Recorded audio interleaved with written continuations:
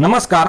आज सोमवार 24 जून 2024 आज दुपारनंतर कोकण, मध्य महाराष्ट्र आणि मराठवाड्यात मध्यम तर काही ठिकाणी जोरदार पावसाची शक्यता भारतीय हवामानशास्त्र विभागाने वर्तवली आहे।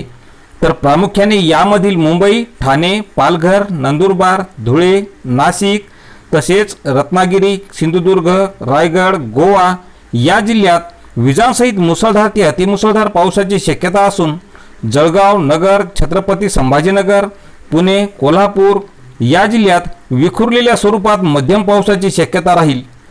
तर सोलापूर, बीड, धाराशिव, जालना, बुलढाणा, अकोला, अमरावती, वर्धा, यवतमाळ, नांदेड, हिंगोली आणि परभणी या जिल्ह्यात मेघगर्जनेसह काही भागात मध्यम तर काही भागात जोरदार पावसाची शक्यता वर्तवण्यात आली असून उर्वरित जिल्ह्यात अंशतः ढगाळ हवामान राहून एखाद्या ठिकाणी हलक्या सरीची शक्यता आहे।